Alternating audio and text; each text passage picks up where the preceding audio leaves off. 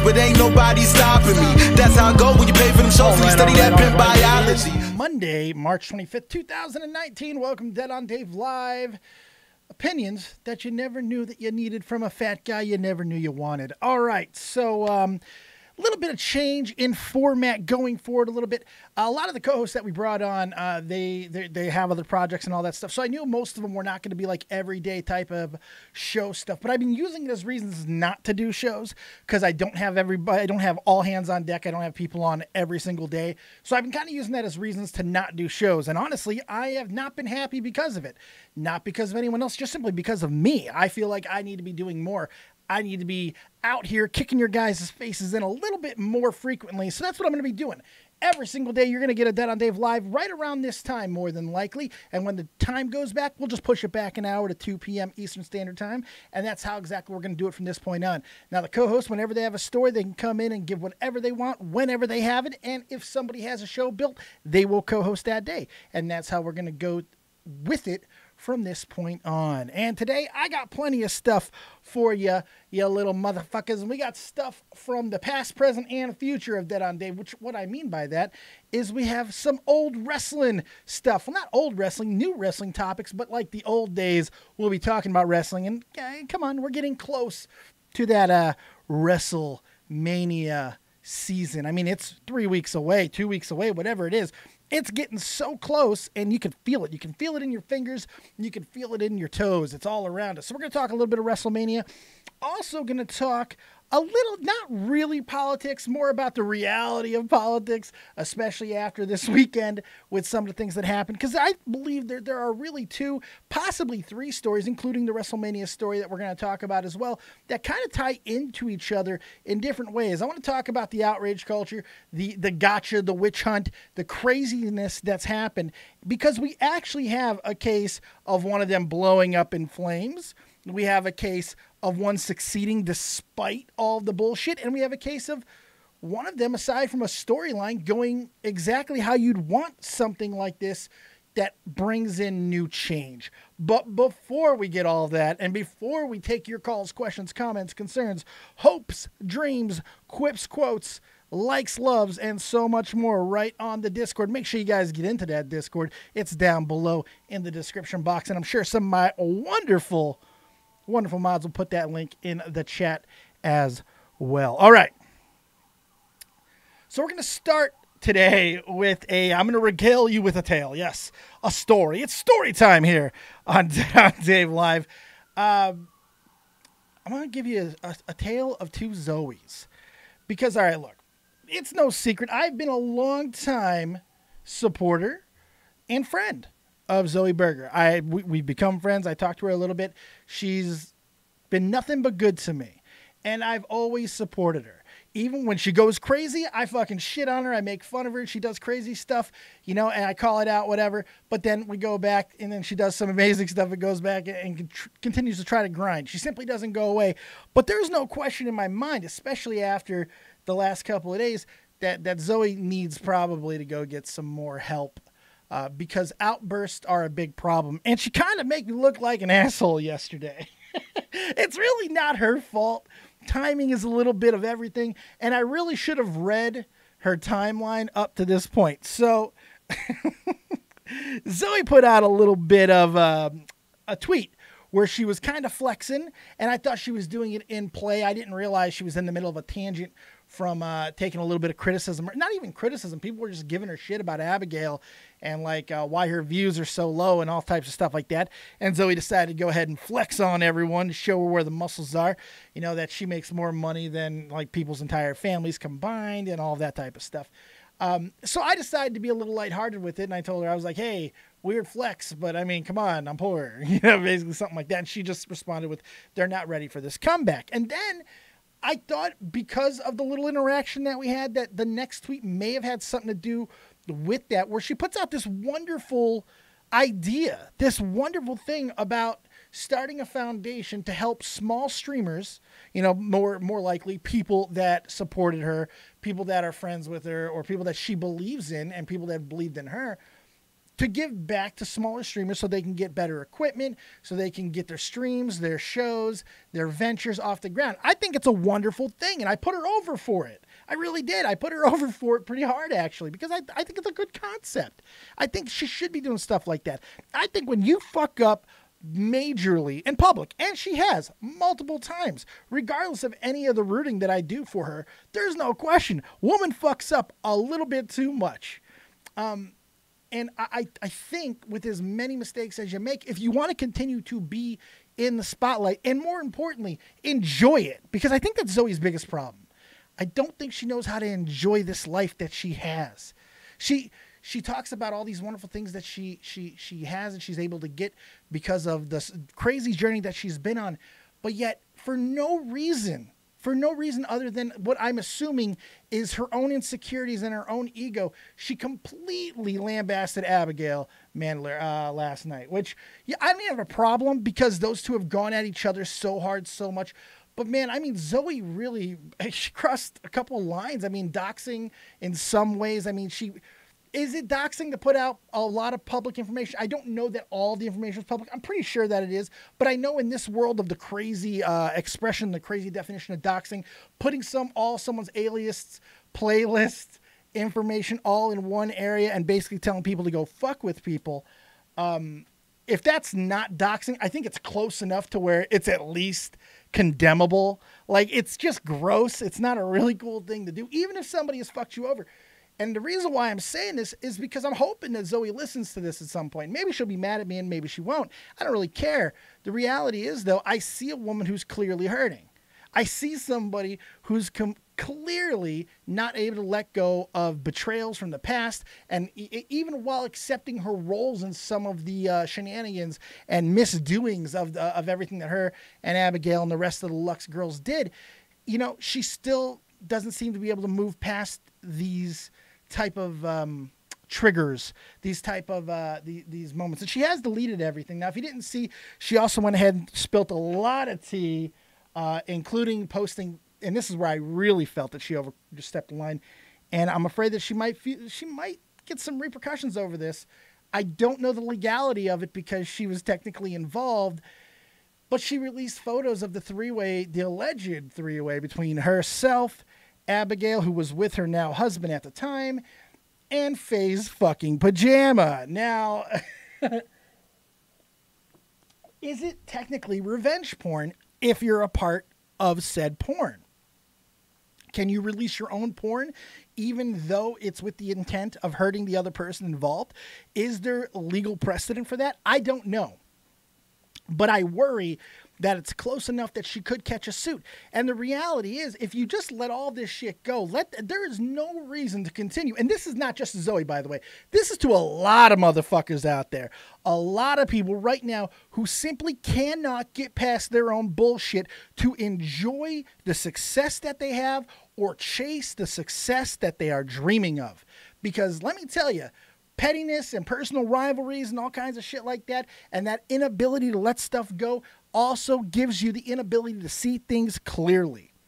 And when you can't see things clearly, you fall into potholes, you fall into traps, you make mistakes that you simply shouldn't be at this point in the game. And we see it so often. My God, I don't think I've ever seen anything as petty and as stupid as the entire blood sports community and everything that they have done over the past year and a half or whatever it's been. Some crazy ass shit.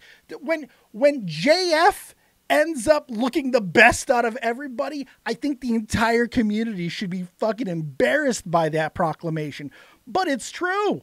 How the fuck is that possible? Because he shut the fuck up the most out of everybody.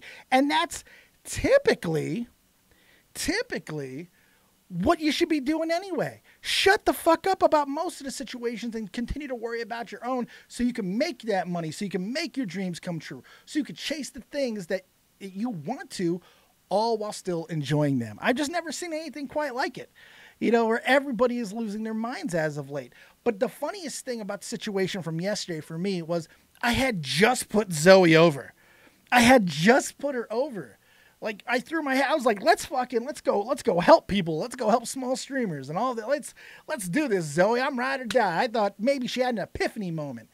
And then she goes on one of her biggest tirades to this point. And I wouldn't even bring it up if I wouldn't have fucking put her over. Now, granted, I probably should have looked at the entire rant and why she had started it, and I probably could have divined out that that was going to happen. But I can't help it. I'm knee-jerky, as just like everybody else can be. And I just saw something good that I wanted to try to pass forward. And it made me look like a little bit of an asshole, to be honest. It made me look a little bit stupid. Because I'm putting my name with people. And I know that Zoe's flawed. And everybody knows that Zoe's flawed. But you never expect to put something out. And then literally 3 minutes later, you watch this woman, this person self-destruct right in front of you for everybody to see. It's just kind of rough. I didn't delete my tweet. I still support Zoe. We'll still support Zoe and everything that she does, as long as it's positive things going forward, man. I just wanted to I want everybody just to move fucking forward with their lives, man. We're holding on to so much shit as of late. You're seeing everybody going crazy. The Boogie situation, something that you guys didn't really hear me talk about, because I didn't really feel there was much to talk about. The piling on of the Boogie situation, I think, is kind of a prime example. When are we just going to start accepting that people are stupid? You know, like, everyone wants to get on Boogie for the fact that he's a flip-flopper, and he is. But it's hard to fault somebody when they flip-flop, when they've been shown so irrefutably that they did wrong. Boogie made one of the stupidest fucking tweets against free speech and for censorship that anyone's ever made on Twitter. I don't think anyone can deny that. It was one of the stupidest things anyone's ever tweeted. And he actually patted himself on the back at first, you know, which pissed a lot of people off. But then he got fucking absolutely bodied by so many people. And I feel when somebody comes out after being bodied both publicly and privately, because we know that that Mr. Captain Dankula or Count Dankula went ahead and continued to give it to him in the DMs, more than likely, to the point where he had to fucking tap, especially when Keemstar was about to run with the story too. So part of it is self-preservation, flip-floppiness. The other is Boogie's just stupid. Boogie is just a stupid guy. And I'm sorry, if he's watching this, he wants to take a run at me, I don't give a fuck. Boogie's an idiot. Okay, if you listen to the things that he says, they're self-indulgent. They're almost always fucking ambiguous, and they don't really have much of a point. And they have so many holes that you can't even believe that somebody would write something, but he does it almost every day. So I've come to the fucking conclusion that Boogie's just an idiot. And I don't know how much piling on that we should do to an idiot. Now, I think it's completely rational and reasonable thing to come back with, well, Dave, yes, he's an idiot, but he's also an idiot with a big following who can affect a lot of people's lives. And that's where I kind of lose the argument, because you can't really go too much further with that, because I don't know if that's not true. Fact is, people with sway, people with any type of influence, they're able to use it. Even my podunk ass, I get a couple of things moving every now and then, because you get a little bit of sway, you get a little bit of movement, and you don't know how far it'll go.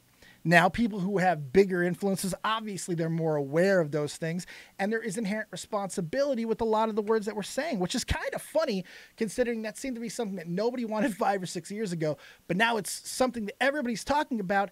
But while I don't think you're understanding what personal responsibility for your actions and words mean, that would mean everywhere, including Twitter and social media, which seems to run contrary to the culture that we're saying we don't want, which is, you know, censorship, which is all those type of things, which is, we don't want big government. We don't want corporations dictating what we can and can't say based on their own thoughts. But the problem is we're putting into a situation now where we're almost asking for regulation.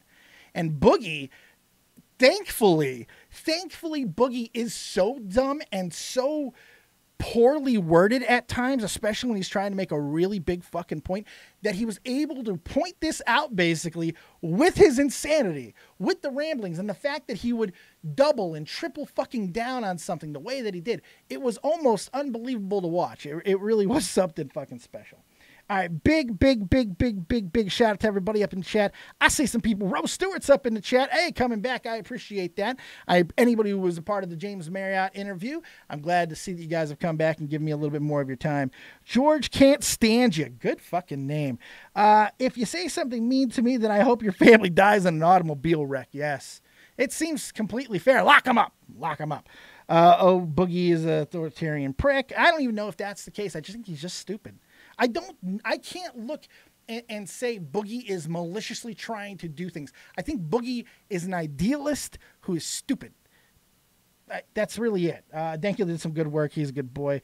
Yeah, he did on that one. Lock him up, says Teddy. Lock him up. Teddy, yes, Dave, you're an idiot, but you're an idiot with a lar. Actually, oh, you want to talk about my big old cank? Okay, good stuff. Good stuff. Yo, let's talk some wrestling. We're going to get there, don't worry. We're going to get there. Don't fucking worry. We will be getting to that point really soon, as a matter of fact.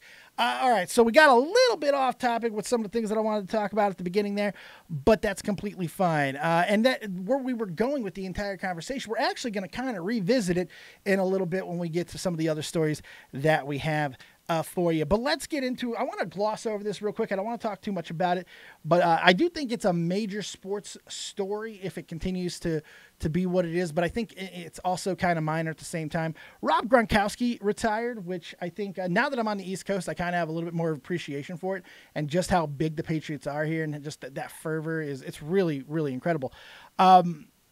Rob Gronkowski, you know, typically when somebody retires right around the age of 30, it's because they didn't have a fantastic career or injuries were too much or whatever the case may be. Now, the latter is certainly true with Gronk, as he's had a lot of injuries in his career, but he's always fought through them, and it's only now that it seems to be the injuries are catching up to him with a combination of the age.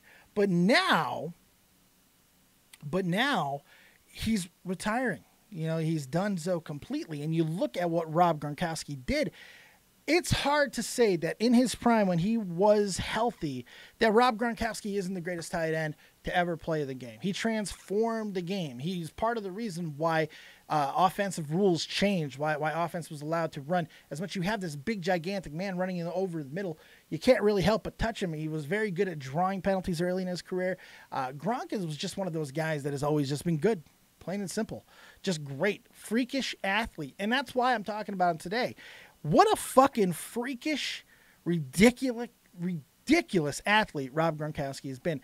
And even with the amount of years that he put in, which wasn't a whole hell of a lot, I look at him as a guy like Terrell Davis, and who I think ended up making the Pro Bowl or the Hall of Fame. If Terrell Davis didn't make the Hall of Fame, I know he was on it for a while and he was close to being in, and I always felt he should be in. And I look at Gronk the same way. Now, Gronk had more productive years than Terrell Davis, so his case is even better. And when you look at the overall numbers, the career that Gronk had is just one of the craziest fucking things, man. It just really is one of those amazing careers and amazing personalities on top of it. We know Gronk's not done. Gronk is more than likely going to be going to wrestling. I could see him doing some WWE stuff, but at the same time, I see him following suit to where a lot of celebrities and athletes that are typically want to go into wrestling, that they're kind of now looking at the indie scene to kind of get into stuff. Maybe they'll go to WWE. Gronk is more likely because of his ties already to WWE, so it makes sense to see him there. But if the motherfucker can't stay healthy on a field, you know, where you're only playing 16 games a year, you know, and I understand how rough football is, but if you've never trained in wrestling, if you don't know what wrestling does to your body on a daily basis, you are not prepared for it. Like, being 6'6" and as much as he weighs, it's just going to be one of those, I don't see it working. I don't see it working. I think he would make a great manager, but he's just too damn big. Like, you can't put him with guys that he's bigger than. Now, if you get two gigantic motherfuckers that you want to make him manager of, like, I would love to see him as like a manager of the, what did even happen to them? The Authors of Pain. Where the hell did they go? I'd love to see him like the manager of a team like that. That'd be a lot of fun. Just a big menace. I don't necessarily need to see a small guy managing a big tag team. Doesn't really do much for me, but I like to see what Gronk does. And I believe Gronk is going to be in the Hall of Fame in 5 years. First ballot Hall of Famer. I believe that. So let's continue on with a little bit of wrestling talk before we get into the other things, and then we're going to turn it over to you guys. So make sure you're getting ready for the Discord. get in the waiting to call, and you can talk about whatever you like. It doesn't matter if it was on the show today, if it was something else, whatever might be on your mind. If there's any dramas, any trash, any stories, any news you want to bring up to me and get my opinion on, go ahead and hit me up in the Discord, and we'll get there in just a little while. So, okay. The other big reason why we were talking about wrestling today at all is that after speculation for months and months and months, it has now been confirmed what we all already knew for a very long time, and that's what was going to be headlining WrestleMania. Now, the exact match itself has changed, but we knew that women this year were more than likely at WrestleMania 35 going to main event, headline the show for the very first time. Now, WWE has gone and done some crazy shit since all of this stuff came into motion. I haven't seen too many storylines that have been mismanaged as much as this Becky, Charlotte, and Ronda storyline. I'm still excited for the match. I want to see the fight. I think it'll be a good match. I think it will work. I think it has the ability, with the talent of these three women, to be one of the most epic women's matches in the history of women's wrestling. And I think initially it's going to, unless it just really ends up being a botch fest and it sucks, then I don't think Becky and Charlotte are going to let that happen. I think it's immediately going to get pushed as one of them, if not the greatest women's match in the history of wrestling. I think it just has that much gravitas to it that it's going to go that route. It'll be interesting to see if it does, but I think it will. But man, I'm telling you, it wasn't for a lack of trying to kill this story. I don't know if I've ever seen anything like this before, where all three members of a main storyline has gone through a turn at the same time, essentially. And it wasn't even like a good guy, bad guy, like, okay, we needed one guy. It wasn't even like a double turn or a weird triple turn. No, all three women essentially made the exact same fucking turn. I'm tired of you turn. That's exactly what it is. I'm tired of you, and I'm tired of them. That's the turn. All three of them fucking did it. I'm better than this. Becky, I'm better than this. Charlotte, I'm better than this. Ronda, I'm better than this. It's almost laughable how bad it is. But it has been announced, and apparently, according to Meltzer, which I don't fucking believe a word that motherfucker has ever said. He gets proven wrong so many times. But according to Meltzer, it wasn't until this week that WWE officially did say, hey, we're going to go ahead. This is in the back, of course. We're going to go ahead and give it to the ladies instead of Brock Lesnar and Seth Rollins. This is the stuff that I wish, and I don't know if Meltzer does this just so he has something to talk about. I don't know if reporters and stuff, I know podcasting people do it. I know a lot of people like that will do it, will bring up something that isn't necessarily true just to have a talking point, and because you can't prove a negative, it doesn't really matter, so most people let most of the sources stuff go away anyway, or they heard, or they said, or this or that. Push people to fucking give unless they're saying explicitly they're speculating because they don't know, which is what I always try to do when I have a situation like that. Ask them where they're fucking getting their information from. Ask the goddamn questions, because holy Lord, do people not ask that question? And it just never gets answered because it's all bullshit. It's all lies. It's just so you can continue to fucking talk. Just be a talking head. But it doesn't make any sense. The fact that the second that Ronda Rousey came to the WWE, which by the way was only a little more than a year ago, it was irrefutable that she was going to be in the main event the following year. They gave her a great placement in her first ever fucking match. Of course she was going to have a big moment in the next one, and she deserves it. She's done a great job.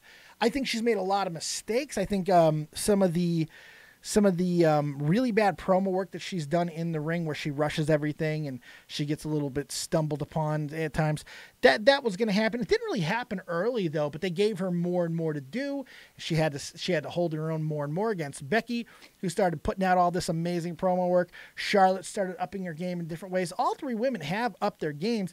It's just been such a contrived and convoluted storyline, with tones of the Authority being involved and then pushed away, pulled away, whatever the case may be. It's just been fucking weird. It's been bizarre at the end of the day. And apparently more swerves are coming. And then when I find out that the least shocking thing I've ever read in my life is the fact that both apparently Bruce Pritchard has had a lot of insight into this storyline even before he became an official writer again. And Paul Heyman apparently has been extremely hands-on. Some saying basically directing Ronda with her work in her. She like Meltzer and others have stopped short of saying that Heyman practically owns the account, at this point, where he is basically having that much control over what Ronda's putting out there, which does make a lot of sense. I think that Meltzer probably did have a big story right early in the year with Ronda probably leaving after WrestleMania. Her contract status doesn't matter. Ronda's going to be very much like Brock. I think somebody loyal to WWE for a very long time. I do think that is more likely going to happen. She's going to take a little bit of time off, then come back. And she'll be one of those women. She's still incredibly young. She's an incredible athlete, and that's not going to go away for a while. So she'll continue to be able to come back, make some paydays, make some people relevant, put some people over. And that's exactly what she's going to do here at WrestleMania. So first thing I want everybody to do is calm down and thinking that this is going to be a big culminating moment for Rousey, because it's not. I don't see how at this point you don't make Becky the man. I don't mean that tongue-in-cheek. I don't mean that as a play on words. It's just a reality. With everything that's happened, and most importantly, going forward, we don't know where Charlotte's going to be, if she's going to stay on Raw, if she's going to go to SmackDown. We don't know which women are going to be taking the place, because nothing is happening with the women of SmackDown right now. It's so unfortunate that they don't fucking care about anybody else but these three women, and poor Asuka is sitting there trying to like jerk off Mandy Rose and shit. Like, I don't know what's happening anymore with, like, you want to not think that people are incompetent, and I can't think that everybody is that incompetent where they're just like, who cares, just draw it up. They really are ignoring it at this point. They're ignoring this shit. They're completely ignoring it. They're just ignoring so many different aspects of it, and it's just making me crazy. Charlotte was over to the man before her operation, says Carl G. Yes, it's going to be a moment, I think, at WrestleMania that is going to have a lot of meaning. I think to have a woman holding up the belt, whoever it is, regardless of who it is, and proclaiming that she is here, she is the new face, she is the man, I think it's a good moment. And with some of the women that they can go get, some of the women that they can bring in, and some of the women that they've developed, there's no reason why they can't be on the exact same pedestal. I mean, these women that they got down in NXT, especially, Jesus, but you don't have any hope that they're going to be able to use them correctly. Like, I have no hope that they're going to use Kairi Sane and Io Shirai correctly when they come up. They're going to keep them as a tag team and all this bullshit. And then they got two other incredibly talented people, man. You got I think the Kiwi Connection with Tegan Knox and, my girl fucking Dakota Kai. That's you have so many with Shayna Baszler, the Four Horsewomen. You got some women that nobody's even really given a lot of love to down there yet either, like Mia Yim. And there's so many. The talent is ridiculous that they have down there. And when they come up, you have more than enough to fill out this roster. I don't think that we need two titles anymore for the women. I don't think we need a SmackDown title. We don't need a Raw title, because the longer that it goes, people are going to be like, well, why don't we have SmackDown women's champions and Raw women's champions? And trust me, we don't fucking want that. You want one champion for that division, and I understand, well, the men have two. Well, the men shouldn't fucking have two either. But it makes a little bit more sense with the men, because we know what title truly is the biggest title in the company, and the other title has become that secondary thing. It's whatever title's on Raw, and then whatever's on SmackDown, that becomes a secondary title, and then you have all the mid-card stuff underneath it. I wouldn't call the WWE Championship a mid-card title, but I would call it a lower main card title, the lowest main card title that you could possibly have it as, but that's not necessarily a bad thing either. It just, I think that we need a little more consolidation, although I don't want to see the brand split go. And yes, GunCannon, Rhea Ripley too. Rhea Ripley, Toni Storm. How about the alpha fucking female? I've heard that they went and got what's her name, that big girl from a couple of years ago. Not the alpha female, the bigger, rounder Piper Nixon. Piper Nixon, I believe her name is. Huge, big, fucking beautiful woman. Really knows how to work too. There's just so many. There's so fucking many. It's crazy how much talent they have. So for the women to be main eventing WrestleMania now makes all the sense in the world to me. And I'm really glad that they're doing it. I just wish they would simplify the story. And I hope that the rumors are not true, that there are more swerves a-coming. Oh my God, more swerves a-coming. Not good. Not fucking good whatsoever. I'm terrified of more swerves. Because where else the fuck could they possibly go?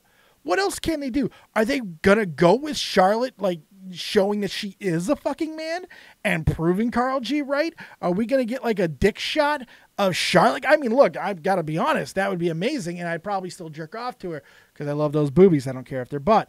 But still, that would be something that they can go with. Holy Lord. Falan says, Dave, who do you think will win in these matches? Bryan versus Kofi, Brock versus Seth, and Ronda, Charlotte, Becky. I think it's pretty easy to predict this year. Kofi seems to be, even though he's not in the title, and there's a chance that Kofi does not get into the title hunt. There's a chance that all this is a swerve, that all this is to get something for Kofi to do to overthrow Vince McMahon, which I think is more likely. But the only problem with that is there's really nobody else for Daniel Bryan to take on that has any meaning, so it almost kind of has to be Kofi. But I do see maybe like Kevin Owens getting involved as well. I'm not exactly sure. It's a weird situation, and I don't think it's as big as people have made it out to be. I don't really care. And I like Kofi. I like Kofi a lot. But I didn't care when almost the exact same storyline happened with Jay Lethal. I don't care. Like, if Kofi was going up against Brock Lesnar, to me it would make more sense. The only thing that makes this really good to watch with Daniel Bryan is the fact that it's ironic. You know, the irony is just dripping all over the story with Daniel Bryan being who he is and all the struggles that he had getting to the top and all of that. And the B player stuff, while they're great phrases to throw, like, I don't care if Kofi beats Daniel Bryan. Kofi can beat Daniel Bryan. It's not a big overtaking for me, and that's why they've gone so heavily on the climb. The climb means so much. I don't know. It's kind of crazy. Twat, I don't think all the faces are winning. WWE doesn't always do that. They don't, but that's only 3 matches of 7 fucking teams. Trust me, they can get a lot of heel victories in there in 17 matches. 17 matches. Keep that in mind. 17. WrestleMania is in 2 weeks. Who else would face Daniel Bryan? Would you rather have him face Undertaker, Dave? It's not about that. I'm not saying that it's a better option. I'm saying I don't care about Kofi. I mean, I would rather have anybody, even with 2 weeks to WrestleMania, I would rather have somebody else step in because I don't care about this match. I know it's going to be a perfectly fine match, but it ain't going to be better than Daniel and AJ. It ain't going to be a better match than AJ and Shinsuke. It's not. It's going to be a nice match. It's going to be a fine match. But I don't think, for me, I mean, because Kofi hasn't won in 11 years and all, that's not enough to get me fucking all kinds of excited. Especially because of his position in the company that he's had with the New Day for so long. I don't know, man. It's fucking crazy. WrestleMania had 16. Yeah, well, I know that. We've had other WrestleMania 4 had 16. Yeah, different time, though. My God, different time. I don't know. It's going to be one of those things where I'm sure it's going to be a fine match, and I'm sure I'm going to like it. I'm sure I'm going to end up giving it a 9 out of 10. But after Kofi's champion, who gives a fuck? Like, unless this becomes, like, if they want to start going to a different direction where the New Day creates a New Day, which I hope they would be going, and it looked like they might be with the New Day starting to get thugging and bugging and beating the shit out of people. But then they backed off so quickly that it's not even worth talking about. I don't know, man. It just didn't do anything for me. Really didn't. But regardless, let's get off the wrestling. I want to get to the other things, and then we're going to get into the calls, and then we're going to get out of here so I can take the Twitch. So we can go do some twitching, my bitchins. You want to twitch with me, bitch, so get over here quick. Okay, I don't even know what I was doing anymore. All right, couple other things I want to talk about before we get over to the calls. These are kind of the bigger things of today. They kind of all wrap into each other. You know, talking about the storyline issues that WrestleMania has with the 3 women, Ronda, Charlotte, and Becky. That goes without saying. But I think the way that WWE got to the women's evolution and got to the women headlining a WrestleMania, aside from it feeling like some of it has happened in a short amount of time, this has happened over the span of, 4 years now. You know, we're talking 4 or 5 years that we've been having this obvious momentum going in the right way for, women to have their spotlight and more importantly, there's the talent in the division and in the wrestling world for women in general to be able to go ahead and put something like this on. It's organic, it worked, and it really has never felt too in your face. You know, like there's been a couple of moments where they've misstepped, where it felt like they were going very regressive. The James Ellsworth Money in the Bank thing very much comes to mind when I think about that. But it's other than that, it's been a pretty fucking clean, organic ascent for this. And with politics, and make no mistake, this is political, it doesn't always go that way. And we could show you 2 other examples that are happening in the world right at this very moment where shit was handled in such a terrible way that that the end results don't even fucking matter. Look at what happened with Trump. Now I'm not gonna get too much into the Mueller report. I'm not gonna get too much into it. I'm not gonna talk about it all that much. I don't care about it. I think the Mueller report and all these months and months of investigation it's almost criminal. It's almost fucking criminal that with government shutdowns, with the inability to get so much legislation passed right now because of how combative the Senate is and the House for that, all the political spectrum, incredibly contentious in a way that I don't know if it's ever been as bad as it is now, even under the Obama years. It's really fucking bad. So during that time, to spend so much time, money, and resources into a ridiculous, stupid conspiracy theory. Make no mistake, that's what the whole collusion thing is. For it to come back with virtually fucking nothing.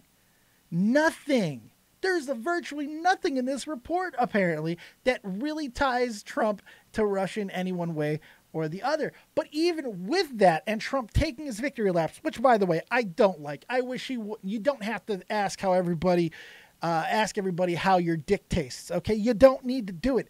It doesn't matter that much, Donnie. Fucking take the win and move the fuck on. But the fact is, I don't blame him in some ways for taking the victory lap because this has been nonstop since the second he became president. You know, whether you like him or hate him, it doesn't fucking matter. Nobody's allowed the motherfucker to do his job. And even with the Mueller report coming out in the most obvious, like, takedown attempt, you know, of creating, of facsimiling these allegations and these charges and putting them all over mainstream media as they're already facts and changing the public opinion and keeping the discord so fucking contentious that nothing gets done. It's fucking criminal. It's definitely immoral, but it should be criminal. These type of frivolous situations that take away from the government running at peak efficiency need to be weeded out and fucking destroyed. It's unbelievable. There's nothing organic about any of the situation that politics are fucking, and not just the Democrats, by the way. The Republicans are very much responsible as well. You know, the whole political spectrum, there is no fucking subtlety to it. There's no organic, there's nothing. Everything's forced, and everything is just, it's fear-mongering. It's all they want to do is get people to think Trump is the worst human being to ever fucking live. I mean, come on. They've gone through every fucking book from written today and even written in the 1950s because we've got misogynist, which I'm sure there's some truth to it, just as much as any other fucking man who lives the fucking life of a guy like that would be, with the power and everything else and the people who come to you to try and get, you know what I mean? There's a lot to it. So I understand that in some regards. In some regards, I can see why it's not correct. It's not right. It's still a bad mindset, but I can understand with the upbringing and the times that, and with how old he is and everything, I can almost understand it to a point. Not acceptable, but understandable. Difference. You have that. You have all the racist stuff. I think is some of the most ridiculous charges, if I'm being completely honest. I mean, you can point to things that legislation, you can point to bad fucking wordings and stuff, but I don't think fucking Trump's a racist. But they tried to get the stick anyway. And then, even on top of that, when everything else wouldn't work, they went back to the fucking 50s and basically said he's a communist. He's working with the Ruskies. He's working with those Ruskies. You know, it's unfucking real. It's almost comical if it wasn't so fucking sad. And our country can't get anything fucking accomplished. And even with the Mueller report not fucking showing anything, They're not taking the L. They're just going on and on about how, well, this doesn't completely exonerate him either. He's still guilty. I'm seeing and hearing this from all over the fucking place. It's ridiculous. It's fucking insanity. It really is. I'm almost boggled to see how much anger. Like, just take the fucking L, people. You back the wrong fucking horse. You back the wrong horse. It ain't that big of a fucking deal. You're making it a big deal with your ridiculous overreactions. Take things for what they are and not what you're trying to make them to be. You're going to be a hell of a lot happier in your life. Now, we've shown the two other ways, and it's so crazy how all three of these situations that we're talking about have all kind of the same goal, to get a change, to get something moving, but how they all went about it in different ways. Now, Capt.Marvel, I think, is the most unique way about it, because people who may have been unhappy with Capt.Marvel coming out, either at the time that it was coming out, or with some of the importance, or with some of the messages, because right now we want to look for SJW politics and everything, that they take something with the whole situation with Brie Larson, who I do not like. I do still think the situation was completely overblown, and then they used it as an attack vehicle to try to, they used hashtags, they used movements, they did everything they could to make sure that Capt.Marvel was a failure. Even so much to where they were putting other movie names in titles of movements to get people to see this instead of this. That is insane to me. And if you didn't like it, you just got villainized for it. You're just white knighting. Oh, you're just an SJW.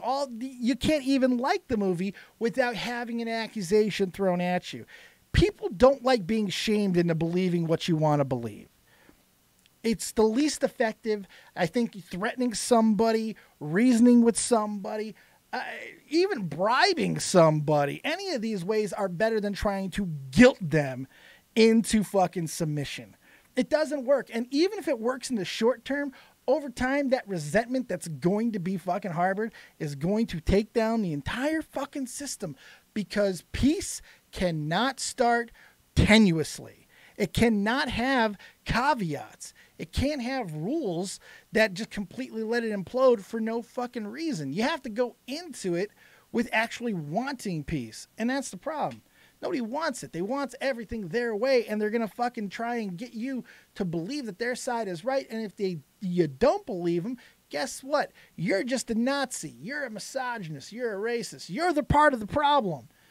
But regardless of all of that, this story with Capt.Marvel is actually a successful one, because I like when movies or people or situations go through hardships and then come out the other end, and they don't have to spike the football. They don't have to put their dick out for everyone to get a nice taste of it. But you know when the dick is out, and the reality is, after, I believe, $910 million worldwide, Capt.Marvel definitely has a dick out of her pants right now. And she doesn't have to say a fucking word. Doesn't have to say a goddamn word for it. But that dick is out, and everybody's taking a lick, because this movie didn't just do well. This movie did well under circumstances that are, in most cases, insurmountable. But the thing is, I don't feel that there are millions of people who feel the same way as the 60,000 people who spammed and destroyed the Rotten Tomatoes score. I don't believe it. I don't see it. And when we look at numbers where people get to just have their choice, we see over and over that it's bullshit. That people are still either not listening or just going to, at the end of the day, follow a trend or follow what they want to do with their lives, what they want to see. And they're not going to be influenced by the hashtags and all of the crazy things that we're seeing in social media. They're not going to be influenced by it. They're going to go and do their own things and be happy with it. And that's exactly what we saw. $910 million worldwide, $35 million in North America this weekend, which brings it to 320 total. That ranks it as the 10th biggest comic book movie release of all time. Surpassed the halls of fucking Thor Ragnarok, which is a fantastic movie. Venom, which I didn't know made $855 million fucking dollars. So anybody who wants to make the argument that just because the movie made a lot of money means that it's automatically good. I think Venom people who saw Venom will disagree with you more than likely. I still haven't seen Venom. I honestly, everything that I have seen about Venom, it feels like that's the way the movie was supposed to be, and maybe it wasn't as bad as some people were making it out to be, but I don't know. And then Spider-Man Homecoming at $880 million, which I think was, aside from Michael Keaton, a fairly bad movie. Like, it was one of my most... I put that in the bottom 5 of the MCU movies. I put it around there. It barely counts. I mean, is it still... I believe still has had some partnership with Sony still, I believe. But still, I don't put that in the top tier of MCU movies. It was okay. It was all right. I don't know. But it's a crazy amount of money. And regardless if you want to adhere to it or not, if you want to admit it, sometimes it's okay just to say the other side won. Or how about not draw the lines to fucking begin with? We're talking about drawing lines over every single thing in entertainment. How the hell can we enjoy anything when every fucking music, every song, every television show, every movie, every piece of art, everything that we see all has these undertones because everybody wants to make a fucking point. And don't worry if you didn't intend for your art, your piece, your music to have a point.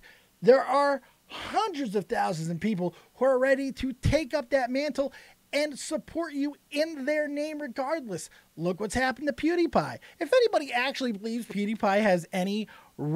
If that Swedish fucking guy had that with the dog...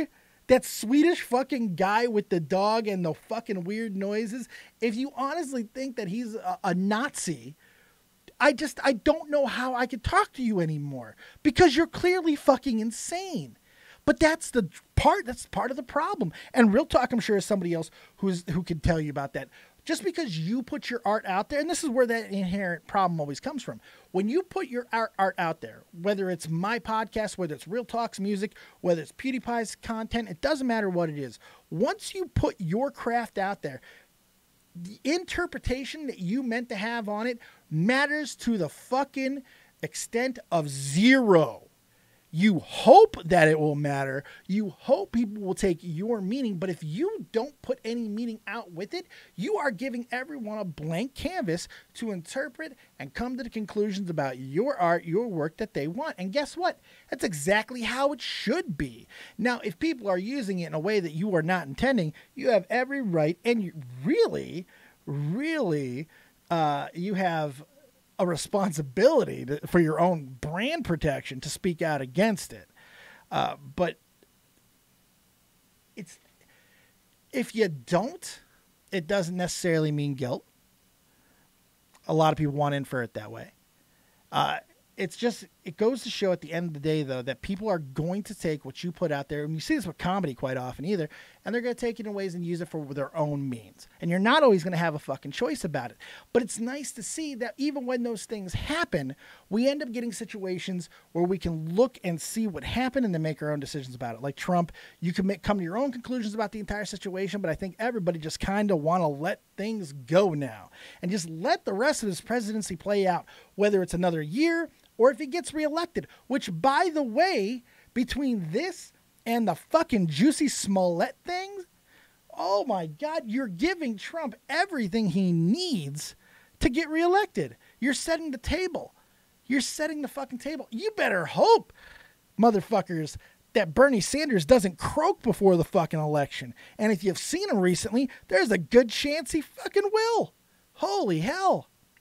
You know, and even if he does end up running and he doesn't die because he's 172 years old, he probably still isn't going to get elected because Trump's going to be able to point to all this stuff and show why it's his fucking problem or his fault or his doing or whatever. It's going to be such a fucking shit show that you're setting up Trump the ability to win again. Because people can't just ever take a situation for what it is. They always have to try to make it in what they wish it could be. And that is the big fucking issue. Faye about Bernie is immortal. I don't think he is there, sweetheart. The only chance he's got is if he's able to fucking get in his goddamn DeLorean and gun that bitch to 88. Because that's the only fucking thing that Doc Brown is going to fucking do. I'll tell you that. Hey, Dave, what did the old guy do to you? Not a damn thing. I just don't think he'd make a good president. I don't. But that's just me. I think Bernie is getting nomination over Biden. It's still probably Biden. Has he even officially put his name in the ring yet? I mean, Biden's another old motherfucker. I'm not exactly sure it's the way to go. I don't know. Yeah, go. Let's go. Oh, Canada. That's right. All right. So that's basically all the things that I wanted to talk about. I wanted to talk about the success of Capt.Marvel because I do think it is, and to lack of a better phrase here, it's marvelous. What that movie's done, and I do like it. I don't love it. I thought it was a good movie, not a great movie, but definitely a fun movie. And the fact is, before Endgame comes out, Brie Larson and Capt.Marvel is going to make $1 billion in the box office. And trust me, nobody had that. Nobody had that. Ragnarok didn't do $1 billion. You know what I mean? Spider-Man didn't do $1 billion. Venom didn't do $1 billion. But fucking Capt.Marvel is going to soar past $1 billion, probably by the end of next weekend.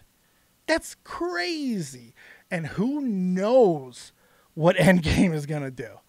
Endgame, if you're not seeing the writing on the wall, kids, Endgame is going to break every box office record that has ever existed. It's going to break the 24-hour, the 48-hour, the 72-hour record. It's going to break the weekend record. It's going to break every fucking record that you could possibly imagine yet. It's going to make all the fucking money. It might do $2 billion in the box office. I mean, it's going to, I can't even, everybody's going to see this movie. It's going to be insane. Bigger than Avatar. Yes, Faye, this will be the biggest movie of all time. This is going to be the largest movie of all time. I believe it. It's because people made watching Capt.Marvel into a fucking political statement. No, I think the fact that they went and watched Marvel shows that it wasn't a political statement. The political statement, Teddy, would have been to not go see the movie. Look, I'm sorry. That many people can't just be supportive of Brie Larson. That's not how it fucking works. I think that many people simply don't care about the politics that we want to try to say that everybody fucking cares about. I think there's more indifference than anything else. I don't know. Fake, I'm not going to see Endgame just to spite you. Well, you're only hurting yourself. That doesn't hurt me. I don't know. China boosted the sales. Sales a sale, motherfucker. Sales a sale. What is the biggest movie of all time? No, it's Avatar. It was Avatar. Isn't it? No, Avatar, I believe, is still the biggest movie of all time. I believe. And that's not a good fucking movie. So, hey, it goes to show, can't always tell. All right, there we go. I think I've rambled long enough. Wow, I rambled 52 fucking minutes. Hopefully you guys have enjoyed it. I do appreciate you. We're going to go over to Twitch here as soon as we're done with the calls. I'm going to go in Discord and see if there's any callers there. And once we're done, we're going to get out here. We're going to take the Twitch after a short little break. And then I don't know what I'm going to play with. Game flip rules are in effect. If you don't know what that is, if you come over to Twitch and you interact with the channel and you support the channel, I have a whole bunch of things that allows you to interact. Of course, we have the hat changes and stuff like that. But we also have the game flip rules. So if you want to choose the game that we play, you can go to Twitch. You can see this big list of games that I have. $10 to the channel. You can have me play that game for at least an hour. And that goes for now as well. If you want to pick the game that we start with, feel free to do that. Also, look what I found in my bag that I forgot that I had. Just putting it out there. I brought my Carolina Reapers with me. I brought them with. All right. There we go. I hope Endgames beats CGI Dances with Wolves. Teddy, here's what I think. Not many people give a shit about politics. That there are a lot of people that would watch it simply because people are telling them not to. I don't know. That's still, I'm not exactly 100% sure on that. But that's going to do it for us today, guys. We're going to keep on crack-a-lacking throughout the rest of the week. Let's see who's in waiting to call. Faye's here. I was not expecting my Faye Bell to show up. What's up, Faye, baby? Hello, it is I. Yes, I'm very excited. What's up? I know you were thinking that it was probably Leilani accidentally calling it. But yes, exactly what I thought. I didn't think that maybe you just wanted to talk to me. I would have never thought that. I don't know anything about wrestling, so I'll just talk about the movie stuff. Fair enough. What do you got? I was just going to say that I don't really understand why Capt.Marvel is doing better than Spider-Man in those other movies. Like, I'm kind of confused. Like, Really? it's just aside from like who even knows who Captain Marvel is? Like, I feel like there's not really like an established fan base. Like, Spider-Man is a way bigger superhero that's a more recognizable brand. Yeah. Do you know what I'm saying? Well, there's I a get few that she's reasons. a pretty woman, and I understand that, but then Wonder Woman didn't sell it that hard. You know what I mean? No, She's a pretty woman. Yeah, no, but I think there's some reasons to it, though. Wonder Woman did very well. But It's not going to do as good as Captain Marvel. Well, because it's DC, and DC had so many disappointments up to that point that I don't think everyone was just going to give Wonder Woman the benefit of the doubt. So that might have something to do with some of the numbers there. But with Marvel, I think it's a lot easier to point to. Spider-Man, Venom, they've been done before. We've seen them on the big screen. Spider-Man in multiple different iterations. So even if Homecoming was great, and I don't think it was, I think it was an okay movie, even though Michael Keaton might be one of the best villains we've ever seen on screen in a Marvel movie. He was great. Yeah, he's great. He was great. But he's Michael Keaton. He's always fucking great, you know? So when you have that type of combination, and then just the fact that we've never gotten Captain Marvel before, and Captain Marvel's a very old character. Even the Danvers character that we got for this iteration of Captain Marvel is from the 60s. These are long-standing characters that have been around for a very long time, and they have built some love. And I think the biggest thing is, if Black Panther and Guardians of the fucking Galaxy and Ant-Man can succeed, I don't think anything is a surprise to do incredibly well. Well, the fact that Ant-Man can succeed is the most surprising. Yeah, you might be because right. Just why? But it worked. The movie's good. Like they did a great job with both of those flicks. I will say that in my opinion, the second movie is better. Agreed. So I saw Ant-Man. I thought it was meh. You know what I mean? And I like Paul Rudd, so that's a lot. You know what I mean? I do too. And then I watched the second one, but the second one was funnier, in my opinion. There was more like they kind of realized that Ant-Man's just kind of a meme, it's kind of a joke, it's stupid. And so they just kind of were like, they didn't take themselves as seriously, and I think it worked better, in my opinion. Even though the villain was, like, worse and stuff like that, I think, like, Ant-Man himself was better in the second movie. Yeah, I think that's where Paul Rudd kind of gets to shine. Everybody likes to make fun of Paul Rudd for always being Paul Rudd, but when you get him in a role like this, you kind of get to see what he does with it a little bit better. Because I do think you're right. I think he plays the role a little bit different from the second movie than he did in the first. And I think that was on purpose, because we're going to see a much different Ant-Man in the third movie when we see Endgame. Because now his whole world is gone. Can you imagine? We're going to see him, you know? About Endgame, you say that's going to be the biggest movie of all time. I do. If early reviews come in and they are just panning the movie, like we're talking like less than 10% Rotten Tomatoes score, do you think that will kill the movie, or just the hype around it's so big it'll still succeed very well? I don't think that will happen with Rotten Tomatoes unless it it depends. So this is why I'm giving the explanation that I'm giving, because even if it does, it's the reasons behind it that are going to matter. If we get another situation because Captain Marvel's in the movie and maybe something leaks out that she does indeed give the final blow to Thanos, which so many fucking people are so upset about that possibility of happening, it's really ridiculous. If something like that were to leak and that's the reason why it bombs the Rotten Tomato score, then no, I don't think it'll affect it at all. What if it's legit? So the movie opens and Ant-Man wakes up and then he's like, wow, that was a weird dream I had about Thanos. That was odd, guys. And Iron Man's like, hey, Ant-Man, do you want to go to the beach? And he's like, yeah. And they just start going to the beach. It's like, it becomes like a surfer. Well, that would be a bad movie. Yeah, we don't need a Point Break in Marvel. I don't think that'll happen. If that happens, and it's genuinely horrible. Yes, I think the movie could, potentially there. Yes, under those situations and circumstances, 100%. Who doesn't want an Ant-Man, Iron Man, buddy cop surfer? Well, hell, Marvel never has to do another buddy cop movie again. Ragnarok was perfect. That was a great buddy cop movie. Ragnarok was so good. That's the only good Thor movie. It was great. I disagree. I like that one and the first one. I didn't care too much for the second one. Dark World kind of sucked, but that's fine. But the thing is with now. Let's say all the critics come out and this is just for some reason a bad movie. It's just a bad movie, and all the reactions are 100% legit. It's still going to have one of the biggest openings that first weekend. This is why it was so important to wait for the second weekend and now subsequently the third weekend for Captain Marvel, because the first weekend doesn't really tell you much. It just tells you that the buzz was real. The second week, when those big drops come in, and the fact that in her third week, Capt.Marvel still did over 30 million here in the States is unbelievable. It's ridiculous numbers. It really, really is something special. And I think we would have to have a huge drop off for Endgame to not, essentially do the same thing. Okay, and also, who would you rather bang, Wonder Woman or Capt.Marvel? People are going to give me shit over this, but Capt.Marvel. Really? Yeah, I don't know. I like Gal Gadot. I do. I think that she's beautiful. She's so small. Like, I'm so big, Faye. She's so small. And I think that dude's going to kill you. Hey, I have petite, dreams. I would love to bang a petite girl. Don't get me fucking wrong. The things that I could do with a petite girl would be fantastic. Don't get me wrong. Uh-oh.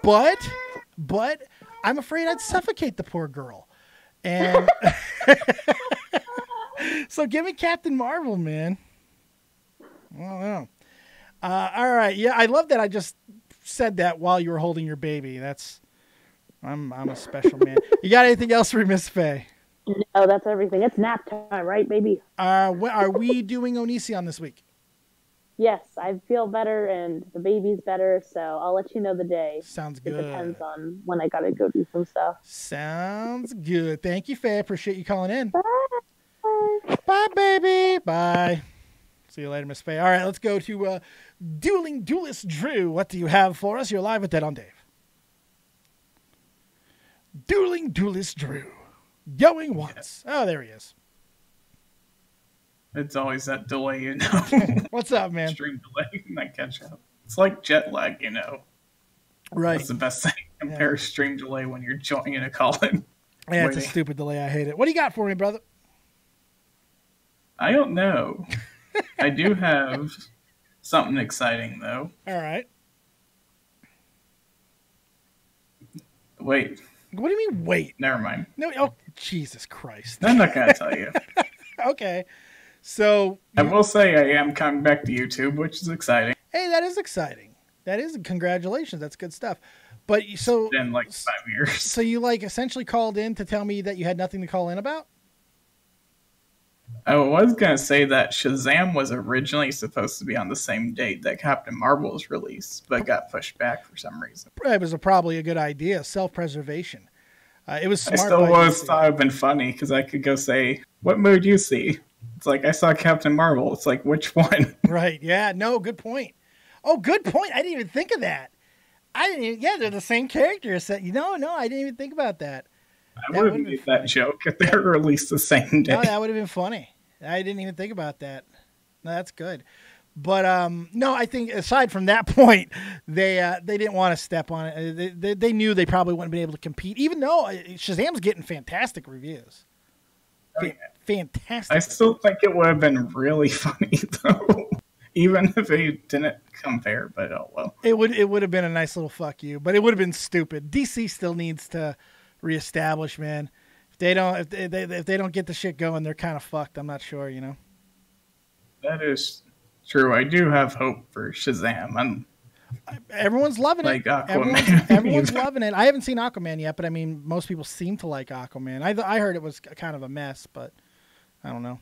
It's one of those movies. It can be so bad it's good, or you'll like it. It's one of those types, which is good. They can be fun. Nothing wrong with a little camp. Hell, I watched A Million Ways to Die in the West 3 times this weekend. So who the fuck am I the judge? No one. Yeah. All right, Drew, you got anything else for us? I'm excited for the Twitch stream. Yes, I'll we're going to be live on Twitch in just a few moments. Thanks, Drew. I appreciate you, buddy. He doesn't say goodbye. Breaks my fucking heart. All right, last chance for romance, kids. We're about to get out of here and take over to Twitch. I want you guys to come over there with me, man. Come hang out with me. We're going to be live in just a little bit. I'm going to take a small break, gonna poop, get a little bit of food in my old guts, and then we'll be live. And we're going to probably, unless somebody enacts the Game Flipper reviews, I'm probably going to start with Hearthstone until we get some more people in there. And then maybe we'll go to Marbles or something. I don't know.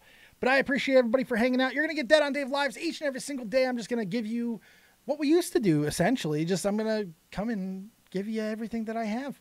Anything that's on my brain, even if it's stupid, even if it's not the world's biggest topic. We're going to be here because I feel I need it. You need it. We all need it. So, and then when co-hosts have their shows built, they can go ahead and slide into any day that they like. And of course, it's always an open call in for any of those wonderful co-hosts to come back to the party. All right. Thank you guys very much for hanging out with me. We'll see you over on Twitch in just a few moments. Maybe the Jackbox. I don't want to start with Jackbox, and I don't want Jackbox 1. When I end up buying another one of the Jackbox games, and unfortunately money took a little bit of a hit, I can't go ahead and buy another game at this moment quite yet. But when I get the other Jackboxes, we'll start with Jackboxes, okay? But fuck Jackbox 1. It sucks. I hate that game. It's awful. Thank you, Epic Tag, for the follow. Appreciate that on Twitch. We'll see you then. Keep it copious, folks. And remember, as always, if you don't have talent, have talented friends. Hit us with that outro. Dueling Duels Drew. Peace.